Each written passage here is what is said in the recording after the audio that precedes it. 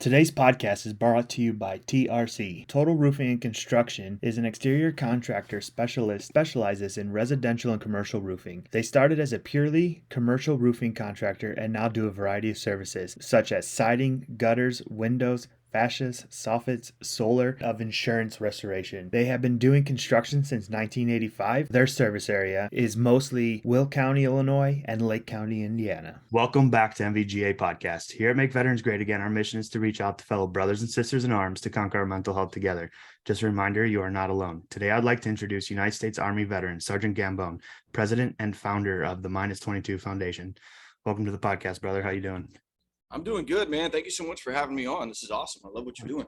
Yeah, no problem. I actually think you're the first person that I haven't talked to that just reached out and scheduled the podcast. So I appreciate you, man.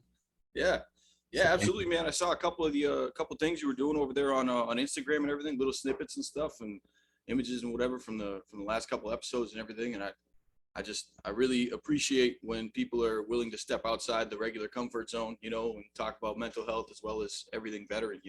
Right. Because just mental health is so taboo of a subject still. And Seriously, it shouldn't be anymore because everybody struggles from it in one way or another. I don't care how perfect your life is. At some point you could always use a therapist or you're struggling, right? You just may be mentally stronger than others in areas, but nobody is perfect and nobody does not struggle in their own ways. So I just want that out there, the more people I talk to, the more people get to see oh, that person struggles. I thought they were perfect, or that person is doing well, but I thought they were struggling. You never know. You can't judge a book by the cover, for sure. What was Yeah, your man. life? Sorry. What's Go ahead. I was gonna say I'm just a firm believer that the mental health stuff, it's a muscle. You know what I mean? You gotta strengthen that muscle, and it's something you gotta check into. I have a rule here in my family that my family's allowed to check me mentally at any time. They can ask me any question. I'm not gonna shut down. I'm going to be very open and honest about whatever my feelings are. I struggle with anxiety, depression, handful of other things, and I'm a big fan of transparency, and I'm a firm believer that that's the only way any one of us can move forward and actually have these conversations and communicate properly about all these issues is being that transparent, especially inside of our own circle. Right. Especially because we are a niche, right?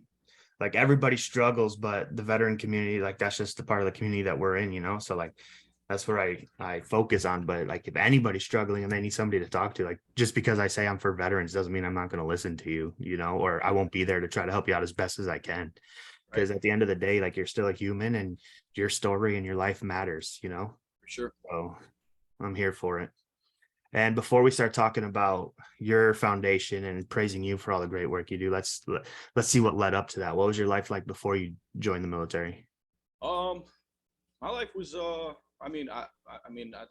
think everybody thinks their life was normal. Right. But I don't know how much my life was normal. I grew up in a small town, Massachusetts, right on the border of New Hampshire. I went through high school. I jumped around from schools. I jumped 3 different schools in a 4-year period. You know what I mean? Just moving around and everything in Massachusetts. I played football in high school, and I got out of after I graduated. I went to a local community college. I was just trying to figure out what I wanted to do in life, and nothing was really sticking. And so, as soon as I got out of high school, I was like, man, I want to go join the Army. I want to go join the Marines or join the military, something. And a really good family friend of ours was at the time working at our local recruiter office. And so I saw him at a cookout or whatever, and I was like, hey, man, I'm thinking about joining. He grabbed me by the collar and threw me up against the wall and said if I ever showed face in his recruiting office, he'd put my name on a list that nobody would ever take me for him. So Okay. I was like, well, what do you want me to do? He's like, go to college, and he's like, try college first before you try the military. Don't mess around. And I was like, all right, well.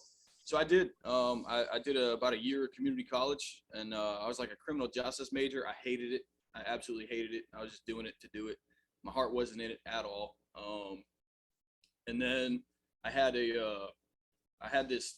got whacked with this big medical bill and I had to choose. I was saving up money because I didn't want to be in debt. I didn't want to be in debt, like college debt. Everybody I knew was like taking out loans and everything like that. I didn't want to take out college loans, so I started working. I was working 2 jobs, and I'd worked all kinds of jobs like my whole life. I've been working since I was 15. So I was doing that and saving up, and then I got whacked with this medical bill, and I had the option to either continue going to college or pay my medical bill and try to start over. And so that's what I did. I started making payments on the medical bills, and then from there I started working. I tried to get a better job. I was doing factory work, bro. I was working in a wire manufacturing plant. Never again. Yeah. Never again. It was really good money. The hours sucked. I had to drive like 45 minutes one way and whatever. I was working shift, you know what I mean? And it was Yeah. just not for me. And then I ended up getting laid off from that job, and I started doing pizza deliveries, and I was like, I was making really good money. I was making like really good cash. This is back when minimum wage was, I don't know, $7 or whatever it was. Right. I'd work like 2 days a week and make like $600 doing pizza deliveries and stuff. Yeah. And it was a pretty good gig. But as I was looking at my life, I was like, man, my now wife was my girlfriend at the time. Stuff was getting serious. I was like, man, I can't support a family as a pizza delivery boy. So I got to start taking a more serious approach to life. And my friend that was a recruiter no longer worked in that office. So me and my best friend went down to the recruiter's office. We both signed up at the same time for 2 very different jobs. He went MP. I went 91 Bravo wheel vehicle mechanic. And that was the last time we saw each other for a number of years. Yeah. Yeah. So what was life like going into basic then? It was tough. So I'm the first person from my generation of my family to join. So Okay, both that's cool. actually all 3 of my grandfathers were veterans. My biological grandfather passed away when my dad was 3. He was an Air Force MP, and my grandmother remarried, and her husband, her next husband, was a Korean War veteran, just like my maternal biological grandfather. They were both Korean War veterans. So it was actually pretty cool because they not cool. Obviously, war's not cool, and the Korean conflict's not cool. Right, I get it. They were in sister units, and they Okay. didn't even know each other, and so we connected the dots. Our family was pretty cool. So That is cool, right? Like outside of what war is, but like the fact, like, first of all, it's a great lineage to follow, right? Like, yeah, I don't know if we'll ever fill in the shoes of the Frozen Chosen, that's for damn sure. But like, right. it's fucking cool to have the heritage passed down and go down. Yeah. With that though, how do you feel about do you have kids? Yeah. I have 2 kids right now and one on the way. Okay, cool. Congratulations. Thanks. How do you feel about them joining? Are you for it or against it? I want to give them every other opportunity to Right. not join. I'd prefer that they didn't, but at the same time, if they came to me and say, hey, this is what I really feel I need to do, whatever, I mean, I'd support it, but I would be over their shoulder every step of the way. You know what I mean? Right. Hey, I'll be that person to talk to. I'm gonna teach you how to play the game before the game plays you. Right. But with that being said though, would you do anything differently or would you still have joined? So I definitely would have joined. I obviously wish that things had been different, but I also know that if things had been different, I wouldn't be in the position I am now, doing the Right. things that I am. So it's tough, man. It's tough to, I like to just kind of stay in reality and not beat myself up, because I can become a mental case with, possibilities and Yeah, woulda, coulda, shouldas and stuff, and I can go down absolutely. those rabbit holes for days, and it's like I just don't want to torture myself with that. There's definitely some things that I would have done differently, but I try to focus on using those things as stepping stones for other people and the advice that I give people. I'd rather somebody learn from my mistakes than me just kind of sit and watch, sit in my own uncomfortability of the past or whatever. I'd rather use it for something good. Right. And you can also use your past, as you call them, mistakes or like things you wish you would have done differently for your future though, too, so use Yeah. it for yourself. But Yeah, I definitely would have listened to the subject matter experts, man. My stepdad was in the Army, and when I came back from the recruiter's office, I was like, man, I'm going in as a wheeled vehicle mechanic. He's like, don't do that. And I was like, nah, man, like I already worked on trucks, I was working on trucks. I was working at an auto parts store, out here locally. And I was like, I was working on stuff like every other weekend anyway with my buddies, always going wheeling and getting locked up in bogs and everything. And yeah, so I was like, man, like mechanics is something I'm good at. It's something I know. He's like, no, man, the Army's different. Don't do it. He's like, get a better job. Get a better job. It's going to like translate to the outside. I'm like, man, I got this. Like, whatever. Man, my first week in my unit, I was like, oh, yeah, yeah, I should have listened, man. right. Would you, going back, would you join the same branch? Yeah, yeah. So the one thing that I liked about the Army versus the Marines, Navy and the Air Force weren't really an option for me. Nothing against them. I just didn't. It wasn't what I was looking for. Right. If I was to do it all over, knowing what I know now, I definitely would have joined the Air Force. Like, you Right. know what I mean? Absolutely. Like, hey man, they chilling. They got like long hair and beards, and Just they call looking, their bosses their first name. Like and what they're the cared hell? about. They're fucking taken Right. care of, They're happy. Like I was so when I was I had to re-enlist, and while I was in the at the re-enlistment office or whatever, I was there next to some kid, and he was getting out, and they're trying to force him to re-up, and he's like, I'm not doing it, I'm getting out. And the guy at the retention NCO was like, well, what are you gonna do with your life? He's like, I'm gonna take my ass over to the Air Force recruiter's office. And he's Yeah. like, why? And he's like, have you ever heard a single Air Force person complain about their career? And I was Right. like, you know what? He's not wrong.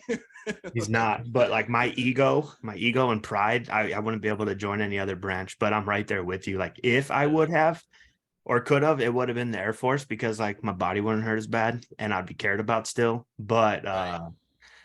but I had so much fun in the Marine Corps. I don't think I could do it differently. Plus, we have the sexiest uniforms. I don't care what anybody says.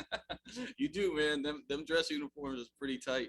The Yes, I sir. couldn't I could never join the Navy. And I said this. I was on. I talked to Berms. He does the Berm Show podcast or whatever. He does veteran stuff. He talks like everything veteran. And he was in the Navy, and I was like, bro, I could never join the Navy because there are so many uniforms to keep up with. Yeah, They got like 6 uniforms, dude. Like I was struggling with the 3 that I had. Like I'm not I'm not that yeah, I'm guy to good. sit I'm there good. with the little pins and Yeah, measurements and stuff. I hated all that.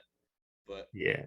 I'm too much of an imperfect perfectionist to fucking be able to like have to have everything in neat and order and all that, man. yeah. What was your time like in the army? Uh it was so uh realistically it was a roller coaster, but I had a lot of fun. I learned very early how to embrace the suck and play the game. I was that guy at first, like especially in basic. My drill sergeants hated me because I wasn't like I wouldn't be like outwardly obnoxious or anything, but like push-ups and getting smoked and whatever, that stuff didn't scare me. And like once you learn the game, like okay, like it's gonna suck. They're gonna push you to your limit. They're gonna make you fail. Like you gotta do it eventually. You may as well just start failing right off the bat. You know what I mean? You're only gonna get stronger. And once I realized that the game was that every time they smoke me, it's gonna guarantee that I'm gonna be able to pass my final PT test and graduate. Like it's a game. Like, oh, like they're helping me get better. Like I'm not afraid to say a stupid thing every now and then. You know what I mean? Right. Or like take the attention off of somebody else to get the crap smoked out of me, whatever. Um, and so learning all that stuff early on.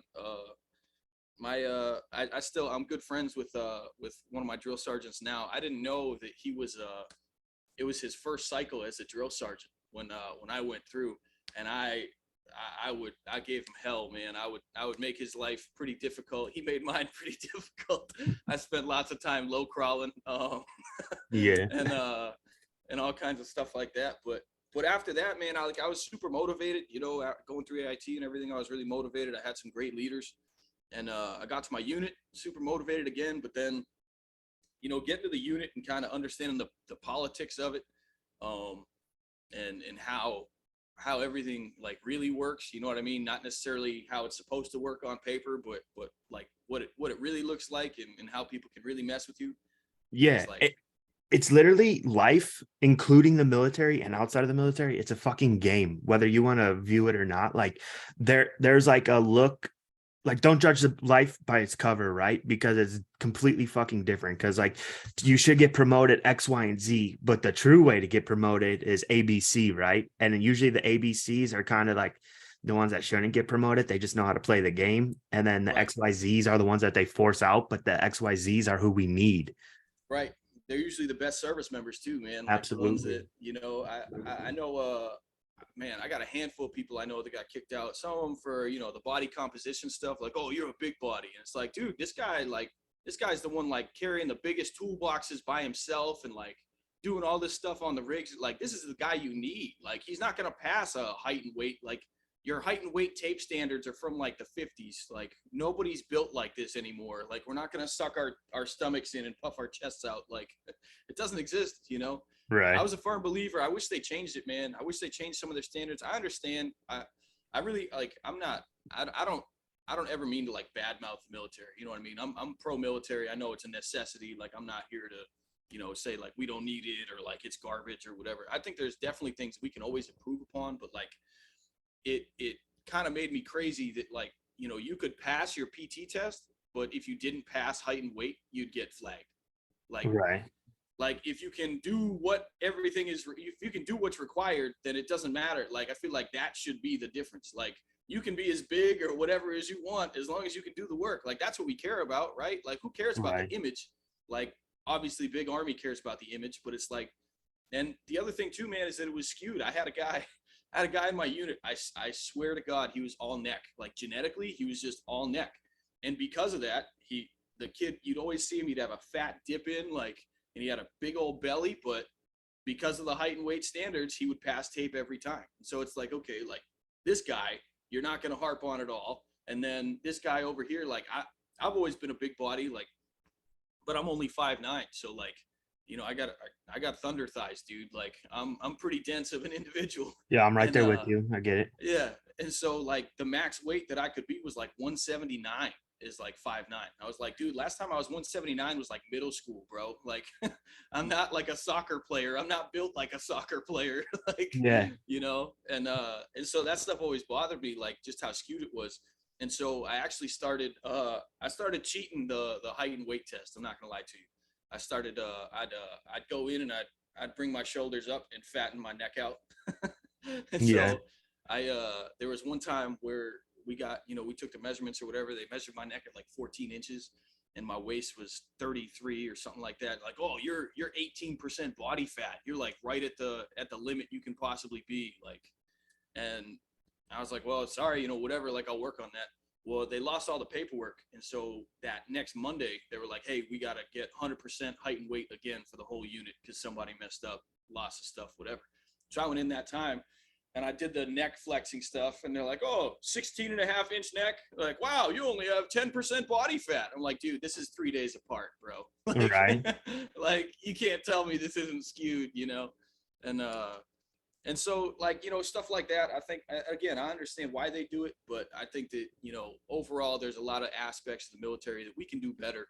We can be humans about and recognize like, hey, this is not really conducive to what we're trying to actually accomplish. Right. Like, why do you want us to look pretty and perfect, right? That's not what we're here for. That's not why we signed up. We're not here to be models of the Army or Right, the Marine Corps or the military. We're here to get our job done and do it successfully, right? And right, you need people of all different statures throughout the unit, right? Because each person plays a different role. Like us big bodies, we can carry the weight. And I was a terrible runner. I fucking, to this day, I hate running. Before the Marine Corps, I fucking hated running. And even in the yep, Marine Corps, I hated running, right? But if yep, you put on weight, I will be able to run and keep up with our fastest runners that don't know how to fucking run with weight. Because, well, let's just say I lost 60 pounds or 70 pounds in 6 months just to join the Marine Corps. So I knew what it wow, was like to run with fucking weight on me, right? Like, it was no difference.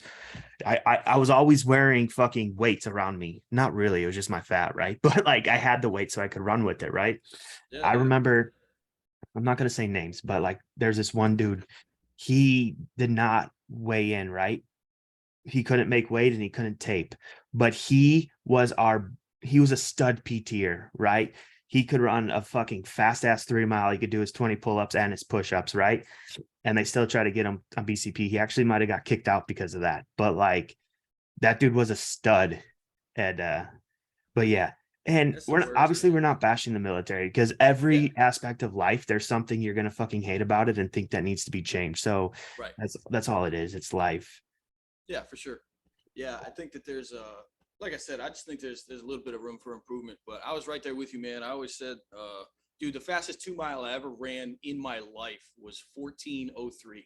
Like 7 minute mile. Like that was peak conditioning for me. I tell everybody my body was built for luxury, not for speed, man. I can't I can't do Yeah. that. No, I'm not a fan of it. Besides, like, when are you ever running in PT gear in combat, right? Because we're supposed to be Right. getting prepped for combat and being in combat shape. But Well, that was I've the other never, funny thing.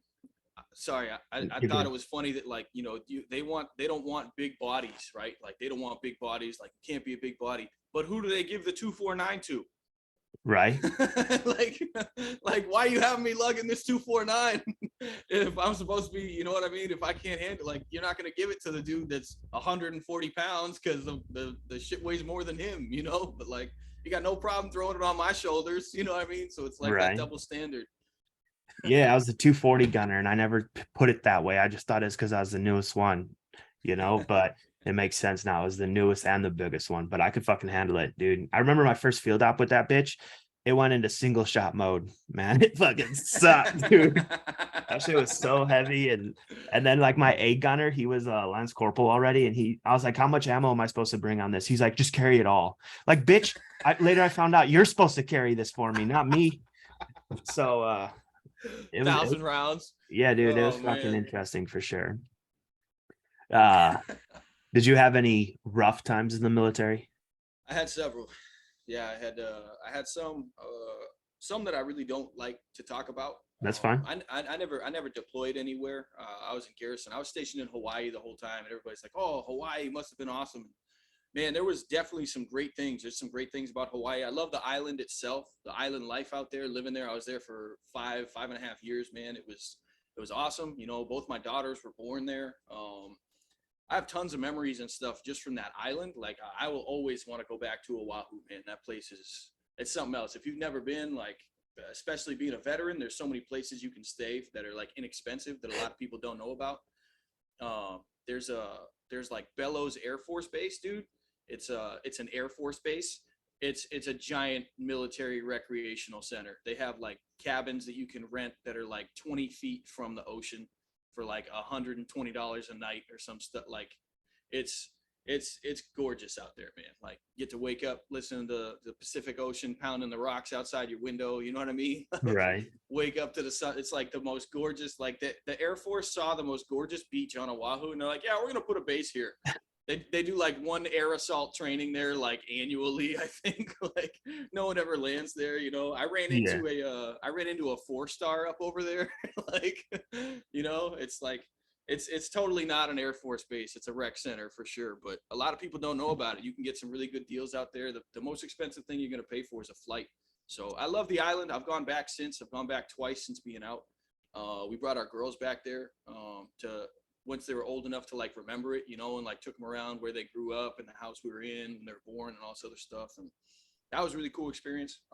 That's cool. But the military side, I got I just feel like I got banged around. I feel like I got taken advantage of in a handful of situations. I was put into some really I hate the word because I feel like it gets thrown around too much in the military from like the people that just want to talk bad about their unit. But like I got put in some really bad toxic leadership positions, you know, like Yeah. I had some real toxic leaders above me that I had to report directly to. So I changed units because of a toxic leader who was targeting me, you know, and like people really didn't like that. Like, you know, once you learn the game and you learn the regulations and you learn that you can be protected by the regulations, that ego factor comes in from the rank. You know what I mean? Like the people that outrank you, that don't want you to be smarter than them, or like they take it personally, you know, when you educate them on what the regulation actually is. And I don't mean like going out of my way to like make myself a target, but like I made it a point to like, I've kind of always been that guy throughout my life that's asked questions. You know what I mean? Like, I'm not going to challenge you, but I'm going to ask like, hey, I'm curious about this. Like, why do we do this way? Or why, you know what I mean? Like, Yeah, I you got want to to make understand the sure. why. Yeah. And that's really it, you know, curiosity, whatever. That's I don't not think good I'm for the this military, though. right. And well, I think it is because there was a lot of ingenuity that, you know, so I got to my unit 2013. Getting my spouse out to the unit was a nightmare. The unit dropped the ball for like 3 months. So I was living in condemned barracks in Hawaii. They're historical buildings, so they can't do certain updates to them. They're literally legally condemned. There's like bullet holes in the walls from Pearl Harbor and stuff, and like rats and roaches, and like they can't do like, because it's a historical building, they can't do like basic remodeling. They have to do like very specific. And you know how the military is. If it costs money, they're Yeah. just gonna put it off as long as they possibly can. So like that was rough. That was my first like introduction to like military politics. You know what I mean? Like Yeah. I had done everything right, but my recruiter kind of screwed me over with my packet. Had to fight with my unit and everything. Like I was supposed to go in as an E3. My recruiter at the last minute didn't like. My wife said she was gonna join. She didn't join. Whatever. He didn't like that. He pulled my packet on my info when he sent me to MEPS. So they didn't have any proof that I was supposed to be an E3, but I had copies of everything. But going through basic and AIT, nobody cared. And they're like, one of my platoon sergeants at one point was like, dude, even if I did care, I can't help you. Like, you're gonna have to sort this out at your unit. So for the first 6 months of my military career, I wasn't getting paid right. And now, you know, I went through the proper channels when I got to my unit, and that was an uphill battle. And that kind of opened the door to pissing off my leaders that I kept complaining that my pay was wrong and they weren't helping me. Right. But then, you know, I got that back pay check, man. That was nice. That went right in the bank, you That know. was worth it, right? I mean, I'd like to think it was, but I really think that was kind of the catalyst for like me being on like the bad side of my leaders initially, you know. And then it just kind of snowballed into some other stuff. I had some rough stuff go down with a team leader that my unit kind of swept under the rug, and then just moved him units, you know, like they do. And so that was tough. Again, like like, hey, this is clearly wrong. We can see that this is wrong. This should not be happening. And they just, you know, they were just like, well, here's the military answer. We'll move you guys apart, like separate. Right. That was pretty rough. And then after that, I got moved units shortly after. And my new unit, the unit I went to was 121, I think. Yeah, this sweatshirt. I'm sorry, I'm reversed. I went to the Gimlets or whatever. That was really where I learned the most about the military. That was my favorite learning experience in the military. Even though getting out of that unit was again, you know, I had a run in with my first sergeant at the time, and we went head to head. And I'd like to say I came out on top, but again, I just got moved units again, you know. But luckily, Right. I got out from under his foot. You know, I got out from under that toxicity there. And it was tough, man. I had some rough family stuff going on at the same time, you know, and so it was just tough. I learned a lot about growing up in the military, but none of it would have been the way I would have raised my hand and volunteered for. I feel like, you know. Right. So So how did you, well, first, did that make you go into like a negative mindset, or like bring you down in your positivity and your mental health and your like willingness to just want to participate, I guess, or like you turn to drinking or something? yeah, I definitely used alcohol as a weapon against myself for a long time. Um, you know, that's in the military. That's the only thing you can do. You know what I mean? Like, and that's something now. Like now that I'm out, I don't really drink anymore. Good for you. I and I don't like I'm not like, you know, I'm not Mr. like sobriety coin or anything by any Right. means. I think that recovery looks different for everybody, and I think Right. ultimately addiction comes from, or not even addiction, but I mean, I guess addiction too for some people. Like addiction and that self-medication mindset comes from trauma and pain and things that you can't process, things you don't have an outlet for, right? And Right. psychology tells us that as human beings, when we're put into a situation that we don't typically understand or that we can't make heads or tails of, we automatically blame ourselves. And so I really mean that when I say like using it as a weapon against myself, like trying to kill the things that I don't want to think about or that I don't want to feel. There was a lot of that in my career. Um, at the same time, I'm kind of grateful that I was able to have somewhat of an outlet in the military, even though it wasn't the healthiest, but it got me through, you know? So I try to be realistic in that, but I think there's definitely some healthy improvements we can absolutely make as individuals in the military and as opportunities in the military. Getting out,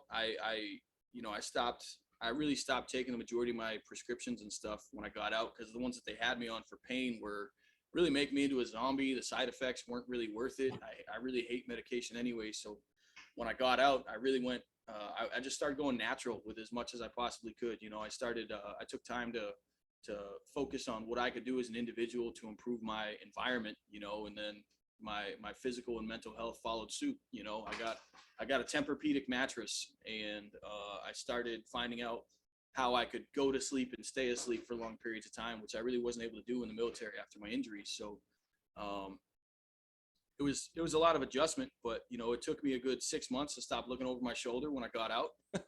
And you know, after that kind of settled, I was able to really push into like who and how I wanted to be as a human being, kind of reintroducing myself to civilian life, and really going the natural way is what really helped me. I did a uh, I've used some alternative medicines, as some people would call them. Here in Massachusetts, marijuana is legal, you know, recreational use, whatever. I don't smoke. I don't like smoking. But edibles are the only thing that helped me be able to go to sleep and stay asleep, and get me onto a regular cycle. I don't use them all the time, but on the nights where my insomnia is still kicking the crap out of me, you know, that's the only thing that's going to help me go to sleep. That's the medicine I use now, you know. So Yeah, good for you to find something that works for you.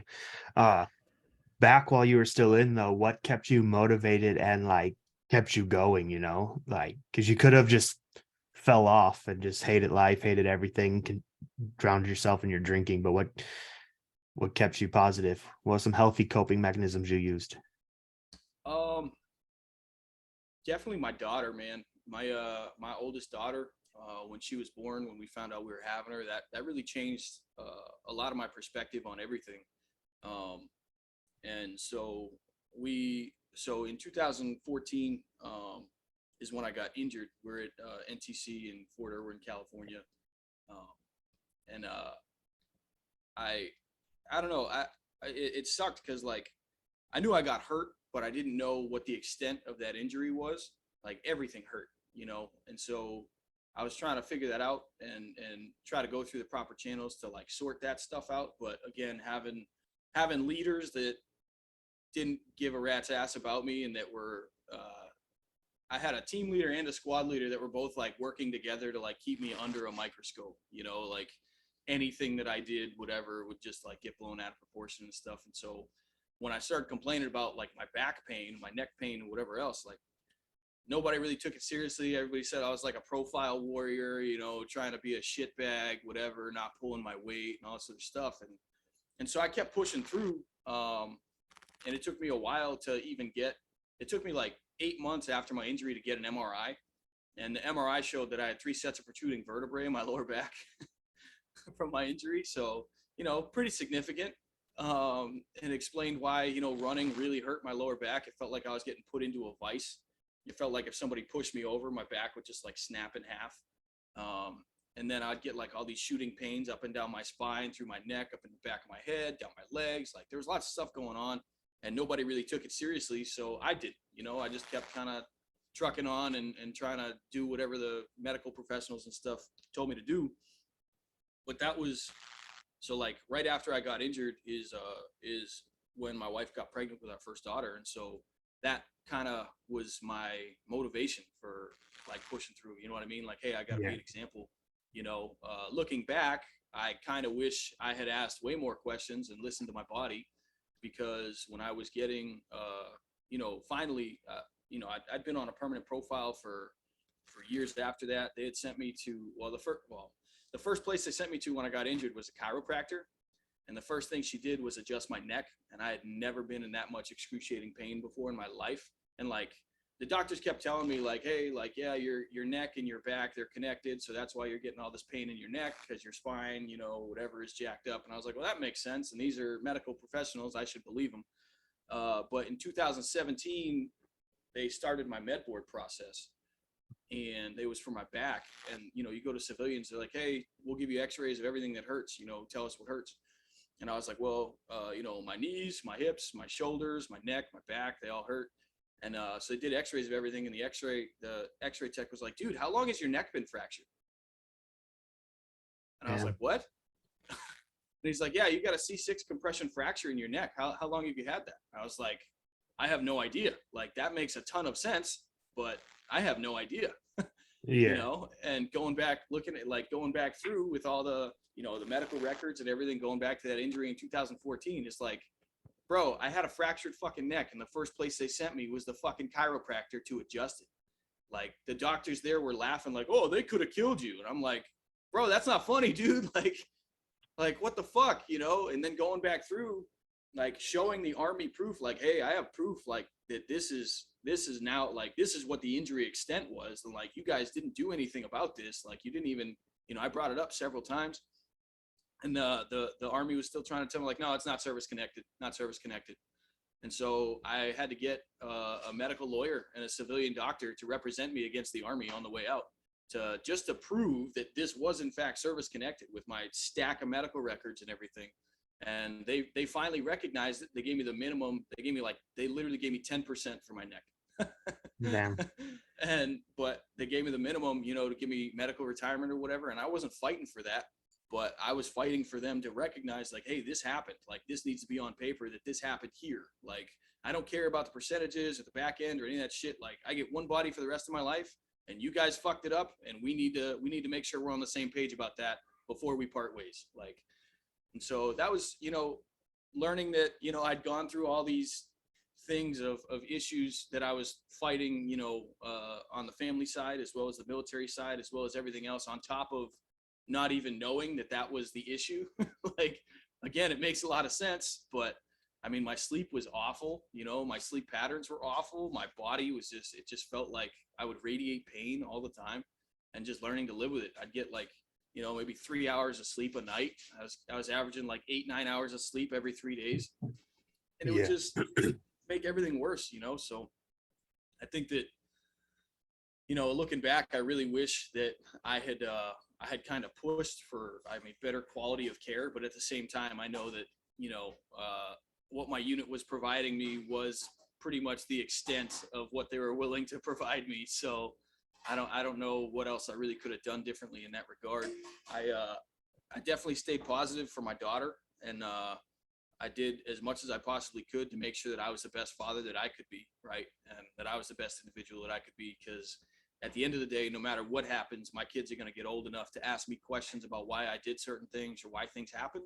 And I'm never going to lie to my kids about that. I'm going to be 100% straight up. And I want to make sure that I'm the kind of guy that can stand on his word and can stand on his story, and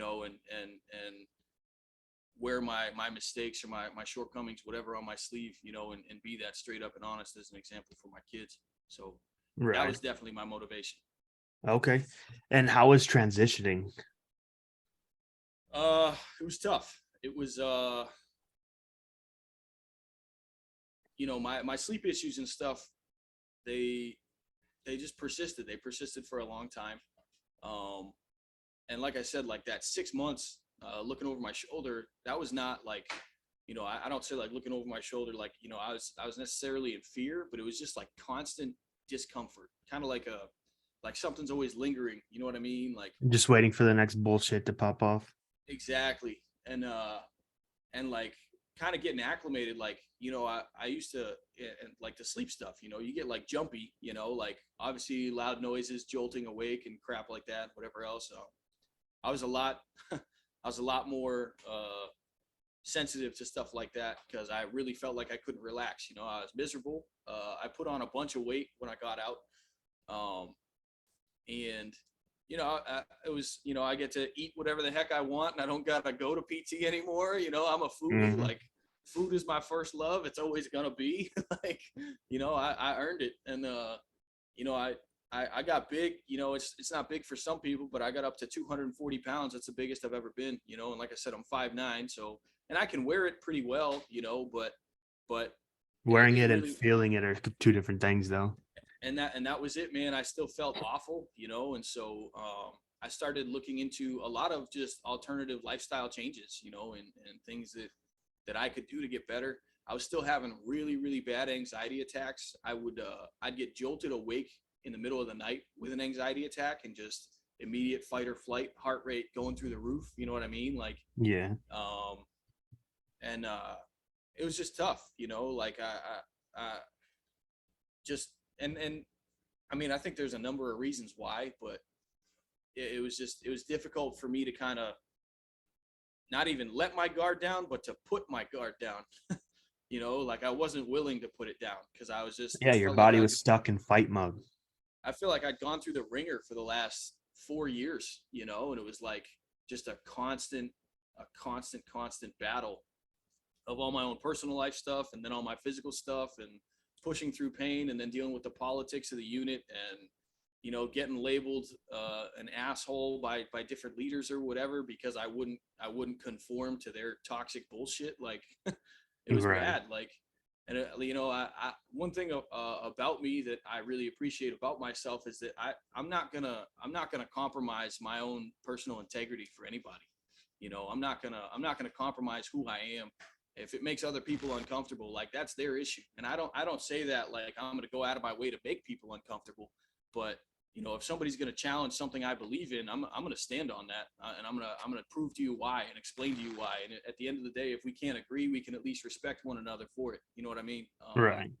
That's just kind of always how I've been. I've never really been afraid to speak my mind, and that got me in trouble a handful of times in my military career. It also got me out of trouble several times, and it saved my career. So, you know, uh, I would love to, like I said in the beginning, like go back and change, what would I do differently, and what would I change and whatever. I definitely think, yeah, like there's some things I probably could have changed, but would I, like, man, probably not, because a lot of these things kind of made me stronger. They reinforced who I am as an individual and my beliefs and everything else. And even though it brought me, I mean, I had a handful of million-mile moments in my military career, you know what I mean, where the S word was on the table. You know what I mean? I had had it with the fight. I didn't want to keep fighting. I didn't, but I knew that I had to. I never seriously considered suicide, right? But I wanted to consider it, if that makes sense. Like, Yeah, you wanted the escape. You didn't want the action. right. And it was, but I mean, I'm so grateful. I'm so, like, I don't think our kids realize how much they mean to us and how much they save us, and keep us on the straight and narrow. Because I think about going through that time of my life and not having that. I think that could have been brutal for everybody. And Yeah. I'm super grateful, man. I'm super grateful for how everything turned out. I got, like I said, I got 2 daughters now, and I got a son on the way now, and I think about how much different life would be if I had given in to the anger and the pain and everything else, and who in my life now would not exist. Like, I can't imagine my life without my family now. I Right. can't, and no family's perfect. You know what I mean? But um, I mean, it really is perspective. I think at the end of the day, we get to choose. We get to choose which hard we can live with. Life's always going to be hard. Every choice you make in life is hard. It's just a matter of which one you are willing to live with. Can you live with yourself in this hardship and for the rest of your life? Can you speak on it and stand on it? Like, that's your decision at the end of the day. And I think a lot of people kind of struggle with making that choice. And I think that's where a lot of the S word root, I think that's where it is. It's making those hard choices and being exhausted to not want to. Yeah, being exhausted and feeling like you're stuck in that rut. No matter how hard you push, you can't get out. I For sure. understand. I do have a question for you, and this is something personal to me. So, like, you said you never deployed or a non-combat deployment, right? I'm right Yep. there with you. And dude, I'm fucking proud as shit to be a Marine, but at the Yep. same time, I'm almost like embarrassed because the next question is like, where'd you go? What'd you do? And I'm like, dur, dur, dur.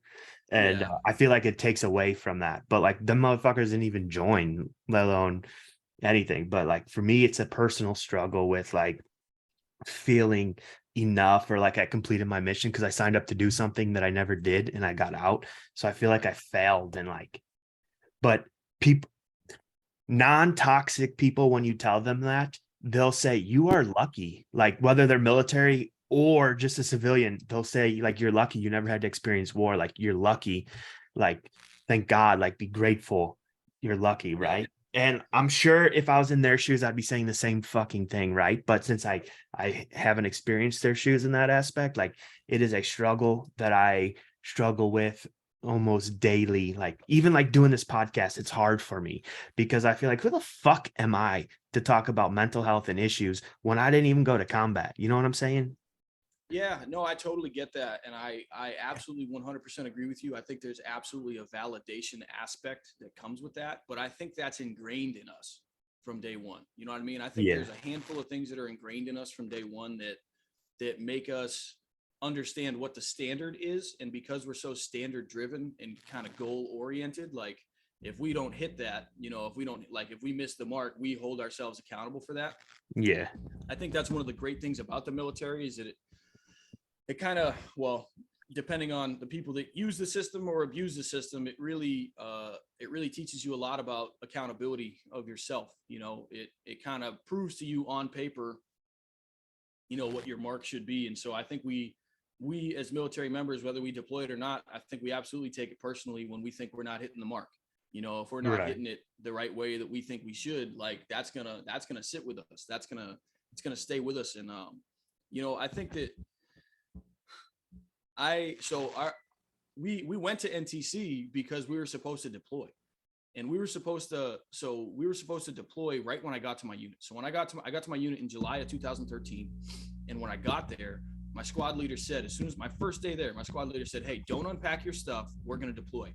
So like, don't even bother taking any of your shit out of the package. Like, keep it ready to go. Make sure it's there. We're gonna inventory it. Don't open it. It's gonna be brand new, so that when we touch ground wherever we're going, like you're gonna be ready to go." And I was like, okay, like, and so um, that deployment got canceled, and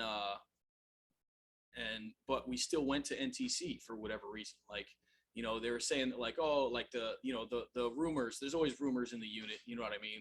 Yeah. Like, oh, I know so and so up at battalion, and so told me this and told me that and whatever. And it was like our first deployment got canceled, but they're like, if we had a good NTC rotation, we're going to be ready for the next deployment cycle or whatever.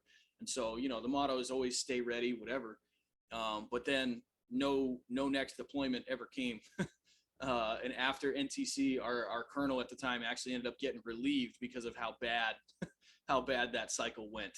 Damn. And it was just, and kind of looking back, like you said, like, there's always going to be that validation aspect. Like, oh, I wish I went because that's what we trained to do. That's what we want to do. It's what we signed up to do. But at the same time, it's out of our control. Like, we don't get to choose whether or not we go. I had an opportunity to volunteer for a deployment with a sister unit that was going, but in the middle of where I was with all my family stuff, I didn't want to leave because I wanted to make sure that, I had solid ground and that, my family had solid ground before moving forward. And I didn't have that. And so, I feel like I definitely had an opportunity to go. And I knew people over in that unit that were like, they would have loved to have me, but it just wasn't in the cards. It didn't shake out that way. And I mean, I think that there's a lot of people that use that deployment patch as as a rite of passage for sure, and I absolutely think it is. But on the other side, I've also seen people that did fake deployments that abused that deployment patch and abused the piss measuring contest of the fact that they wear that. There's a straight up, man. There's a guy I went to school with that he went in the army before I did, and he's out now, whatever. He's hit me up, I think like 4, 5, 6 times, like get together, hang out, whatever. And I won't do it. He deployed to Kuwait, and he's telling everybody about like all he lies, dude. He just straight up lies about his deployment and embellishes everything. Like he's a combat veteran. he never saw combat. Like the people in his unit, they've even verified, like, nah, like that didn't happen, you know? And so I don't know. I feel like there's people that abuse it. You know what I mean? There's people like, I feel like there's people talk about stolen valor from like people that aren't in the military. There's a shit ton of stolen valor in the military too, dude. Like, Right. Yeah. you know what I mean? Good point. And so I don't know, man. I think at the end of the day, it is what you make it. You know, it is what you make of your training. I tell everybody like straight up, you know, like some of my board members, all my board members currently are veterans. You know, um, one of them was one of the Rangers that deployed in Black Hawk Down. He was part of the Black Hawk Down operation. You know, like that's some crazy stuff to live Hell through. yeah. You know what I mean? Like Yes, that's sir. like that's a piece of fucking history. You know, one of my other board members, she's a Marine. She was, I believe I want to say Fallujah. I'm not sure. I know it was Iraq. I'm pretty sure it was Iraq.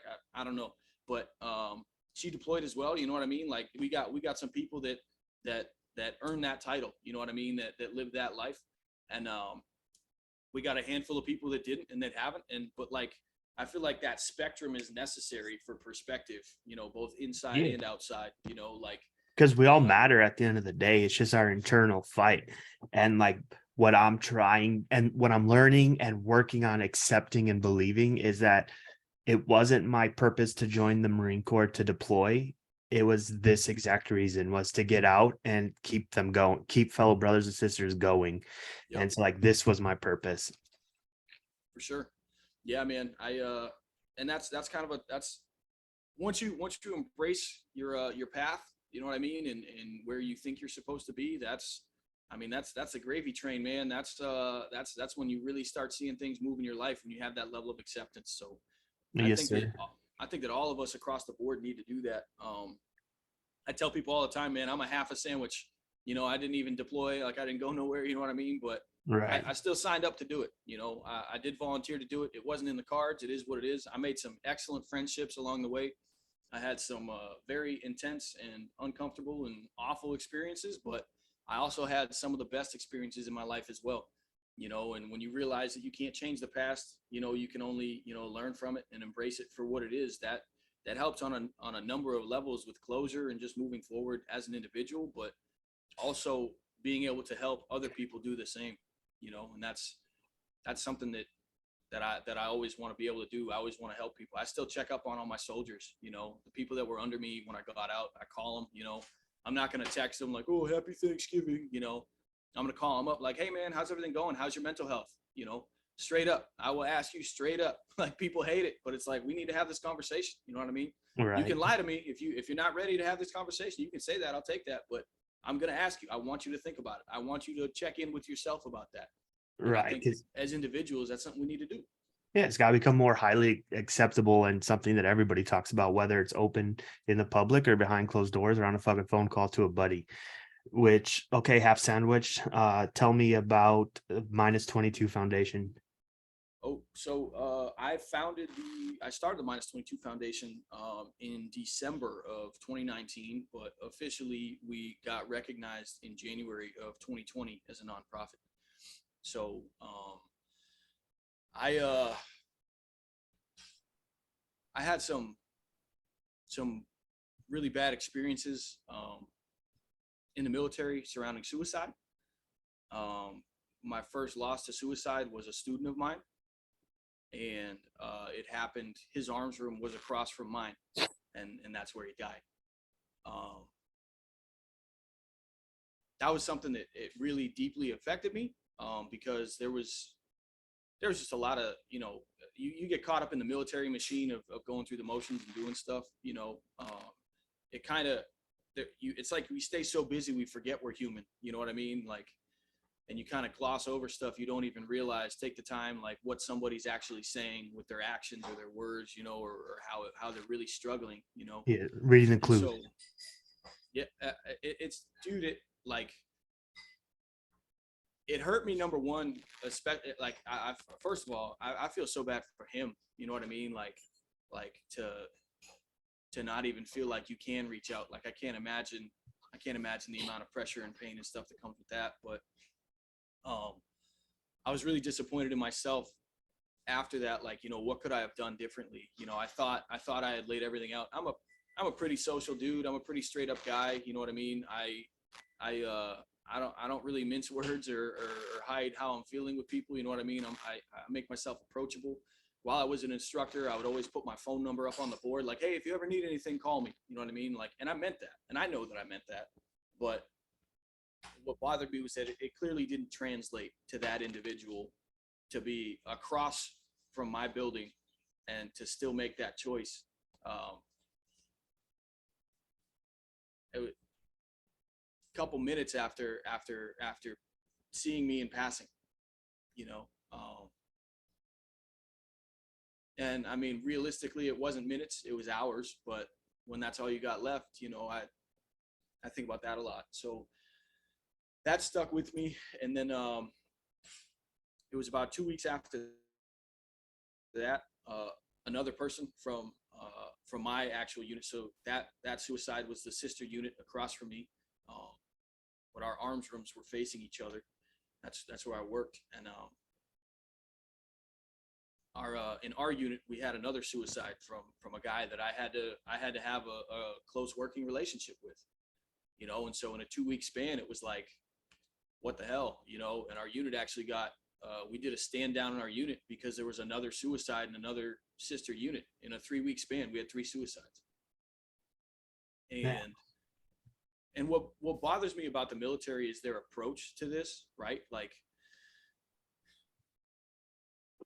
they, like, even the stand down, right? Like, on paper, you know, if anybody was to probe into what happened in the unit's going to be able to say, you know, their unit leader's going to be able to say, oh, well, we had a conference, you know, we took everybody, all the lower enlisted from the entire unit, and we had a conference with the colonel, and had an open conversation on a Friday, and they got a half day and got to have a day off. It's like, all right, but did we actually solve the problem?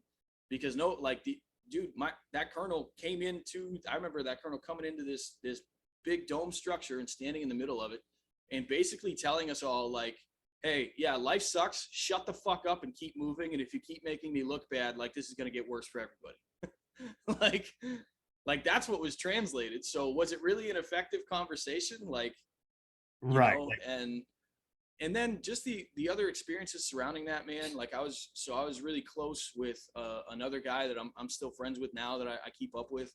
And when the second suicide happened, it was shocking, it was awful, and all these things. That commander made my friend and his soldier clean it up. He made them clean up.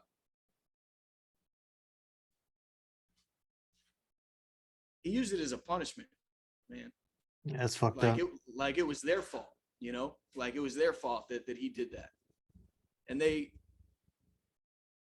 it's like, these are the standards that we're putting on. Like, bro, that's a human being, first of all, and that's two more human beings now that are traumatized, that have to carry this. You know what I mean? Because Right. you, in the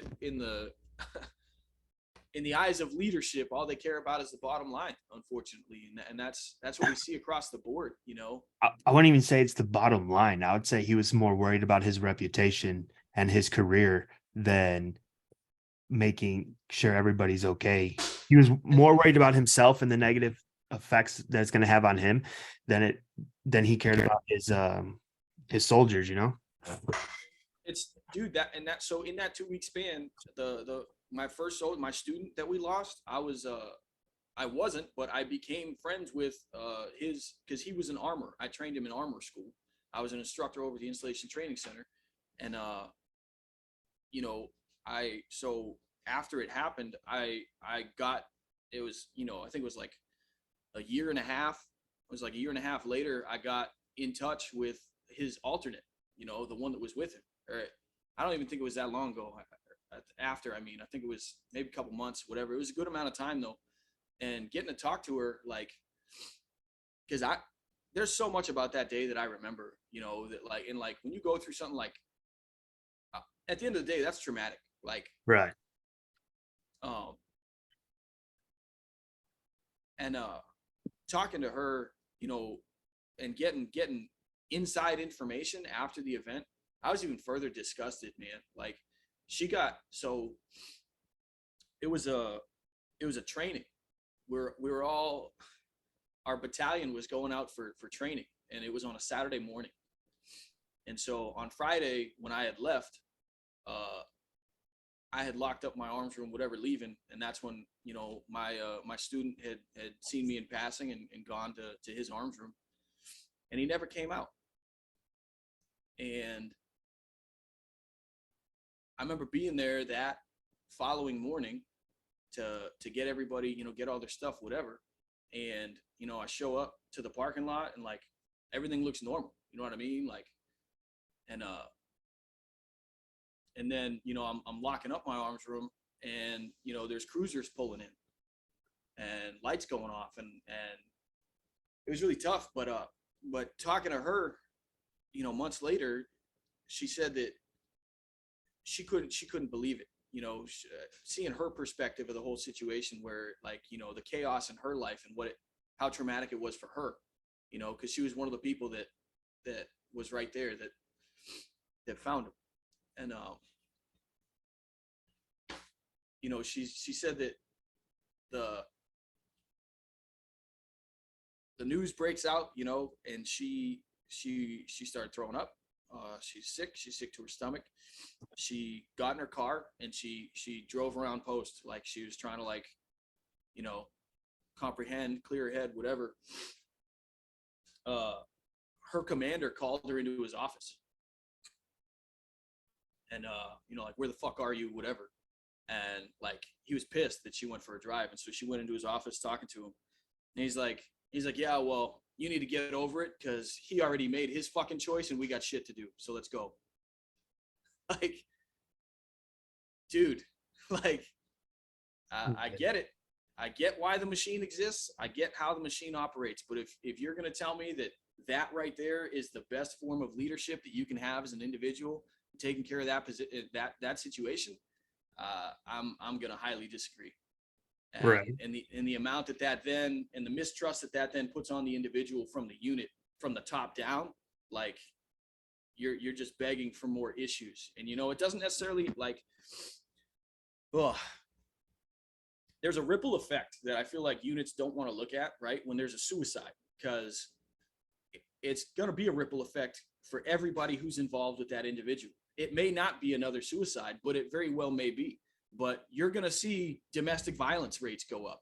You're going to see DUIs go up. You're going to see alcohol-related incidents go up because of all these people that are trying to self-medicate or are lashing out for whatever to try to process the trauma that we don't have outlets for.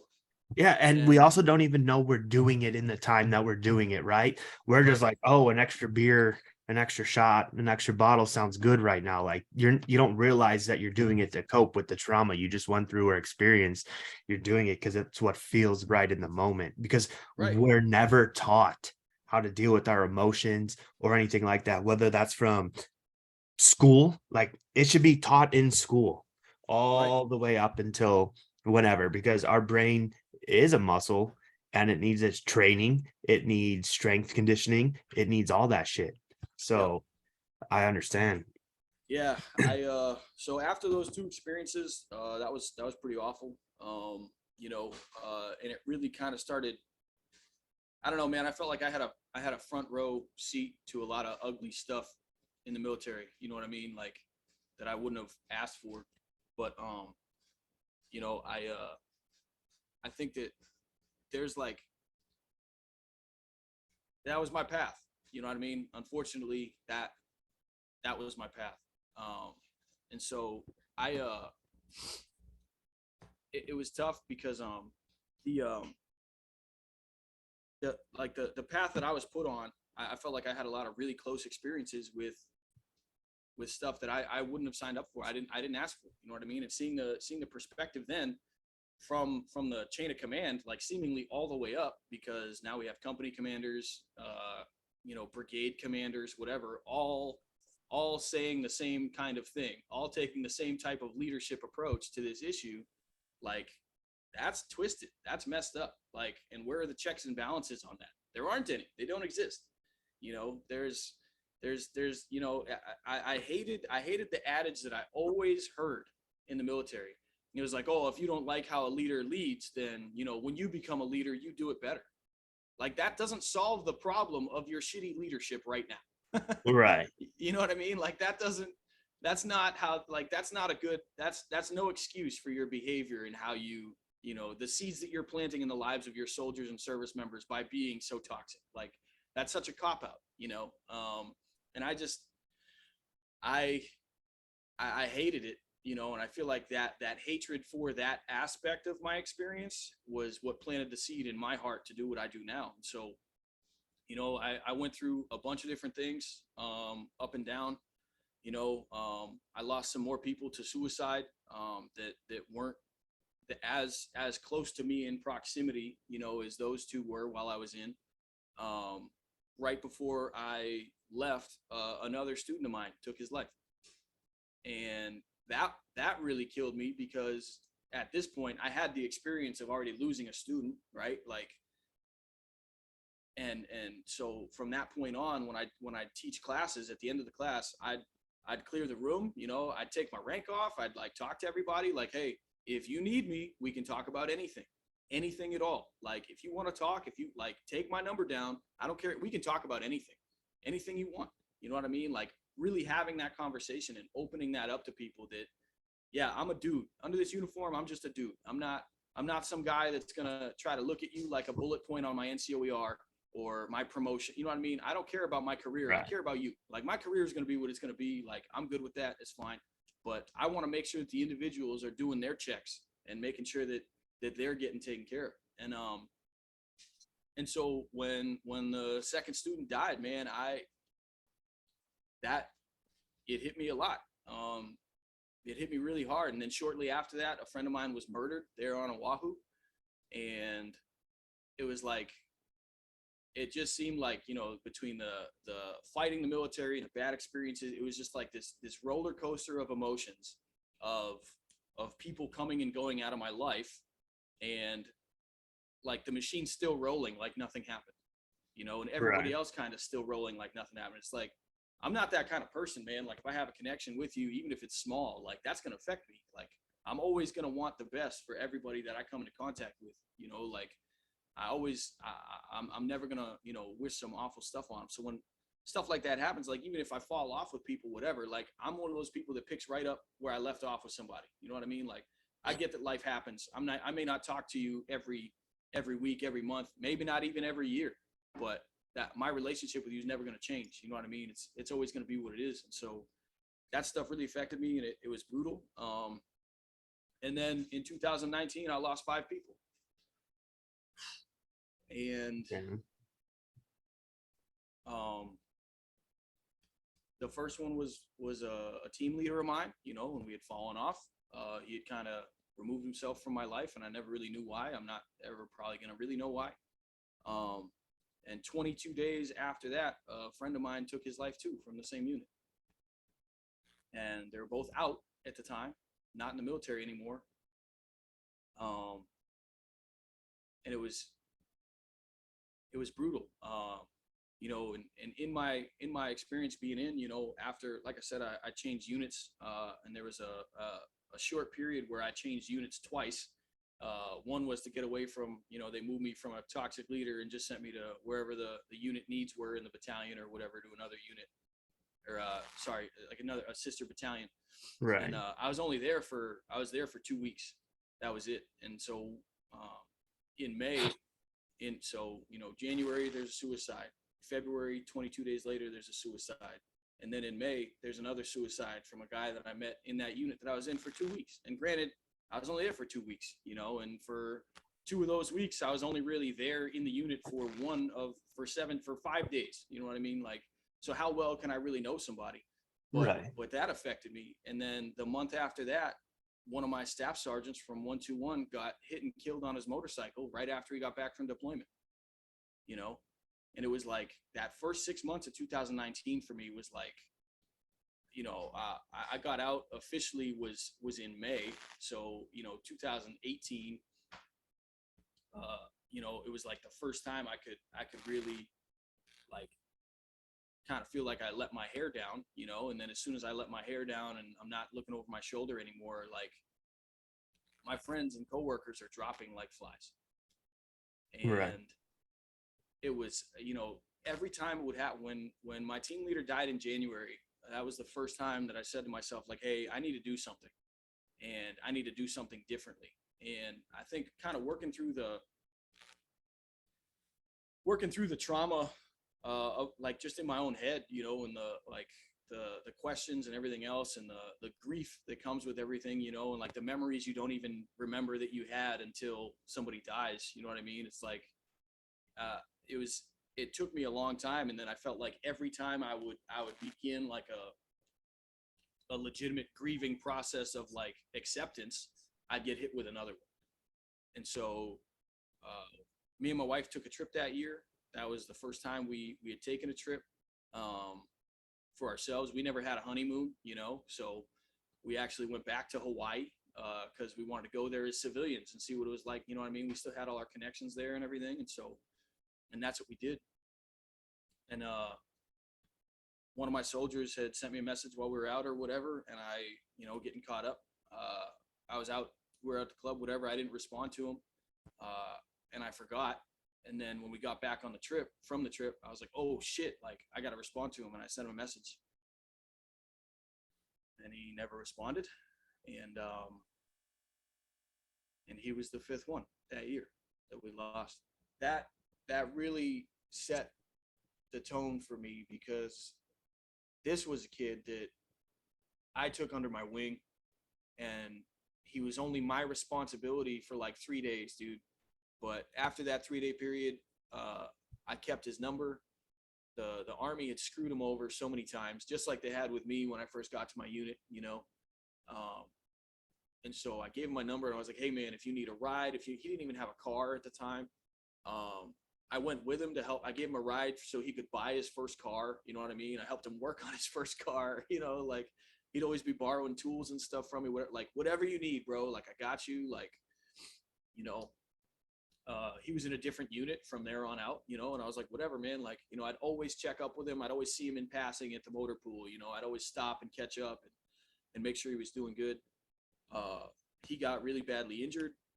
Just like me, after his injury, he got labeled a shitbag and his unit started going after him for it. And it was really unfair how they treated him. They barred him from reenlistment and kicked him out. This is a dad of 3 kids at the time. You know what I mean? Like, yeah, you're gonna fucking push this guy out and tell him he's the reason why, you know, he's the issue, whatever. Like it really bothered me. And so I made it a point to stay in touch with him, you know, while we were out and like asking him, you know, I was always trying to stay up on him about getting, you know, all of his medical stuff taken care of through the VA, getting his benefits and getting everything else. And like, I always try to coach people up on that process because it can be an uphill battle for sure. But like a lot of people don't know that anything that you claim with the VA within 1 year of your DD 214 date is automatically considered service connected.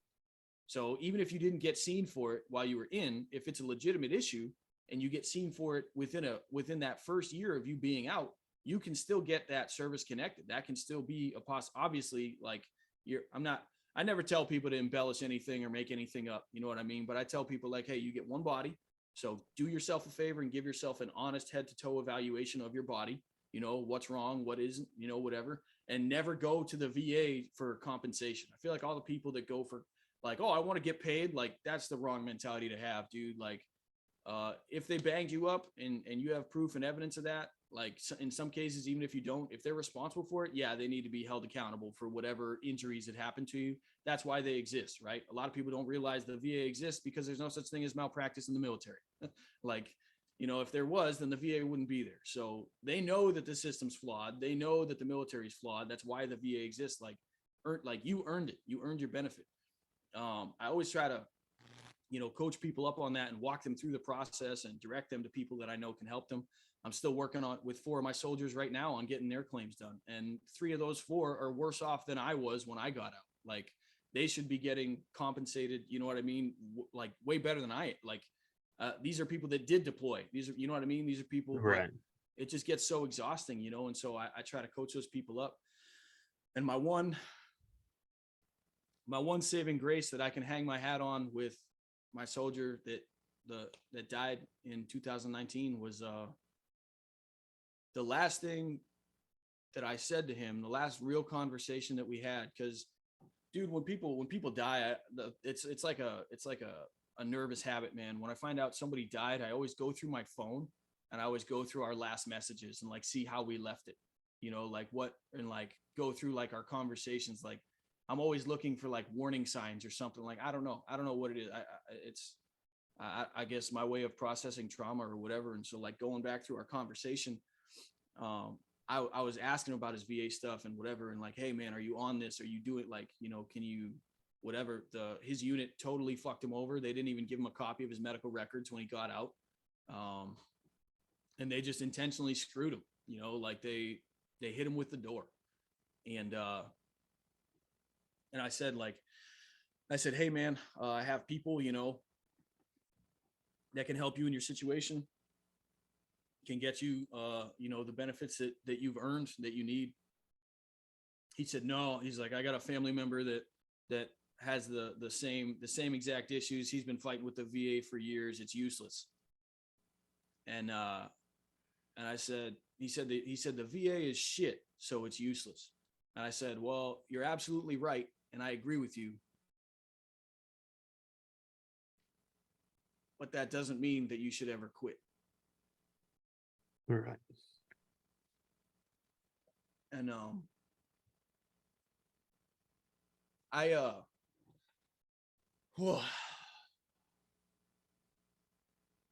I beat myself up a lot, like what if I had responded to his message, when I was out and about, like what if I had just dropped everything?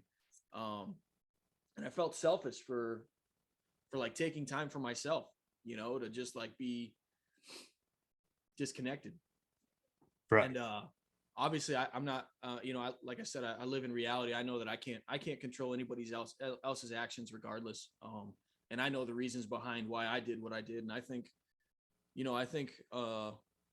yeah, I could have responded, but I think I think I got caught up in being able to be caught up in the moment. You know what I mean? For the first time in a long time, I felt like I was able to be present with my wife and like do something fun that Right. wasn't, mandatory fun. That wasn't, nobody's over our shoulder. Like we were able to kind of cut loose and do that. And so I think I got caught up in that. And No, you deserve that. Don't right. try to find a reason. Like I'm no therapist, I have no training, right? But from what I'm hearing from you is that you're not necessarily, I'm not saying you're wrong, all right? Like you do what you do, right? But Yeah. by going back and reading the stories, because I've done that too, right? But it sounds like you're trying to find a reason or a way to like blame yourself for this because you're looking for clues after the fact and you're looking for like, what if I would have done this?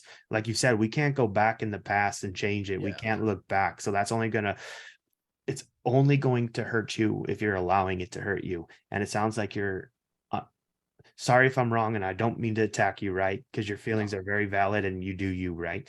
But it Yep. sounds like you're looking back and then you're adding on more baggage to you, like it's your fault, your responsibility. And I think that's the human part of us is like, man, I wish I could have did something. I wish I would have said something. What if I Right. texted him back?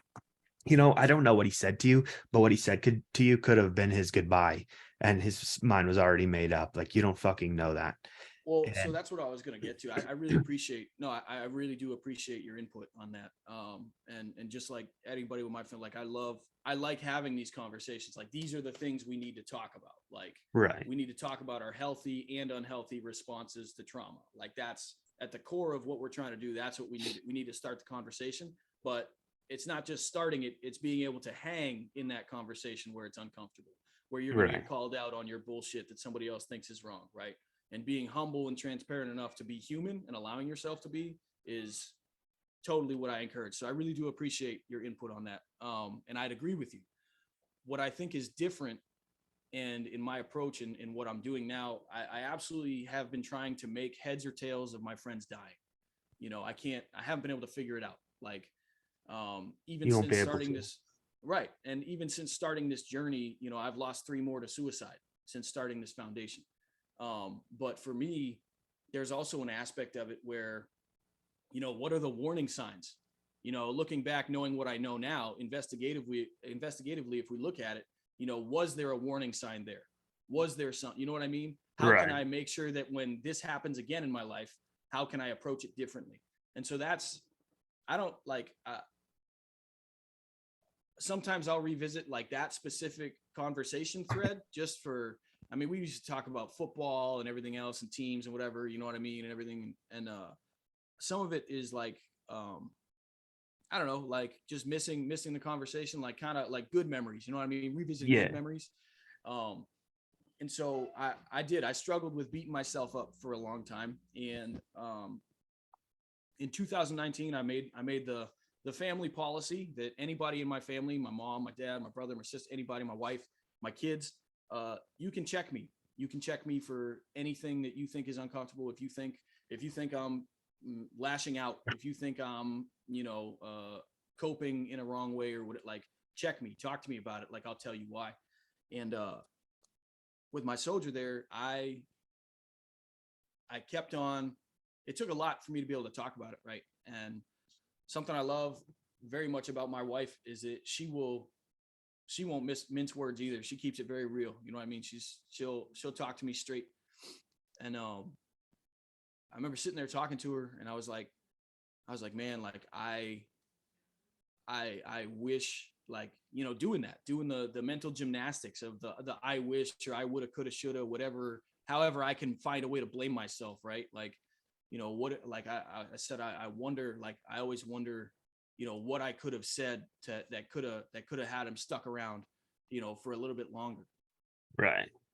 And she said, yeah, but you'll never know how much your influence in his life made him already do that, and how long he hung on because of how much you were in his life. True. And it sounds like you're going back to, well, that was actually great words by your wife, right? Like that's a great way to look at it. And I feel like that's a healthy way for you to look at it. For sure. But it also sounds like you're going back to the criminal justice degree back in the day, and you're doing your investigation and trying to like get the context clues to help prevent it from happening again. But we also don't know how much we affect people, good and bad, but we're just going to focus on the good, right? Like you don't know how many people are just listening to what we're saying and it's keeping them going. And we'll never fucking know that. Right. But like that's okay, because if I can say I helped one person, even if I do this for the next 20 years, that's one life that I saved. And actually it's going to be more than one life, because they're probably going to reproduce at some point, right? Right. So like what we're doing is worth it, even if we're saving one person, and that one person may very well be ourselves, but you're saving your grandkids by saving yourself. For sure. And Absolutely. I hate to cut this Absolutely. short, brother, but I'm going to ask you for any saved rounds because I have another podcast in 3 minutes. So Oh shit, my bad. So yeah, yeah, no, that's sorry. you're good, bro. The that's what 2019 is what led me to start the Minus 22 Foundation. I wanted to take a new approach to everything. So we started filming a documentary investigatively looking at the suicide phenomenon, because I feel like not enough people are talking about this. And so I started reaching out to people in circles that I knew to start that process, get that ball rolling. I've learned a lot about that process. So we filmed about half of it so far. We're fundraising now. We doing fundraisers separately, but we're also doing specific fundraisers just for filming to be able to finish that project and put the proceeds from that project right back into our nonprofit. So the three goals, aside from our documentary for the nonprofit, is to we opened a investment account with Edward Jones that anybody can donate to, and that we never want to take from the principal amount of, so that we can use the interest and the interest alone to sponsor survivors of the suicide phenomenon, the family members that are left behind, with college and trade school scholarships. And doing it that way will make sure that we can do it in perpetuity forever by only That's using the awesome. interest. Yeah. And so I want to take a different approach with that. And then also we want to pick up mixed use commercial property. We want to make, a lot of these companies that say support our troops, put their money where their mouth is. Come do business with us, do a commercial lease with us that you'd already pay for to have your business there. But your lease will directly fund a transitory housing campus for veterans and their families on that same piece of property. And so all that money coming in is just going to go directly to supporting families and giving them the opportunities that they need, as well as being able to have an event center and partner with other like-minded nonprofits. Because as a grassroots nonprofit, I can tell you it's very difficult to fundraise. It's very difficult to get your feet underneath you. And so we want to be able to bridge those gaps with other like-minded nonprofit organizations to help them. At the same time, our goal, once that campus is established, is to run a care package program for the families that are affected by the suicide phenomenon. So at up to 12 months after a suicide, they can have practical gifts like gas and grocery gift cards, literature and things like that sent directly to their door, where they otherwise wouldn't get that support. Because I think that, at the end of the day, after you lose your service member, the last thing you should have to worry about is feeding your family and taking care of your family. And of the 11 people that I've lost to date, only 4 of them did not have kids. So I love that. And I'm actually going to have to hear more about it. I'll reach back out to you a little bit later. yeah. Okay. Yeah, Thank you let for me know, coming man. on the show, man. I really appreciate you. Thank Bro, you for thanks so being much for open and having me. honest. And Yeah. I appreciate you being willing to, like, not to throw you under the bus, but like to like break down a little bit and show your Yeah. true raw emotions. Cause like more people need to see that, because that's that fucking, I lost the fucking word, right? Toxic. Right, There we right. go. That toxic leadership is like, don't cry, you're a fucking bitch. No, everybody cries. You go home and cry to your wife, or you cry in your office because you hate your wife and you're sleeping in your office. So fuck you. Hey, where I'm at now, bro, I'm not afraid to cry in front of anybody. I'm not afraid to wear. Dude, I'm a human being. That's what I am. If people want to make fun of me, like, I never understood that. You're gonna make fun of somebody for crying? Like, what am I gonna do? Cry more? Like, I'm already at my lowest. You know what I mean? Right. Like you don't Right. got nothing on me. So I think that's what we should change. I'm In proud our of you, bro. approach. But I'm proud of you, man. Thanks so much. I'll be looking for your message, and we can pick this up where we left off. Sounds good. Looking forward to it.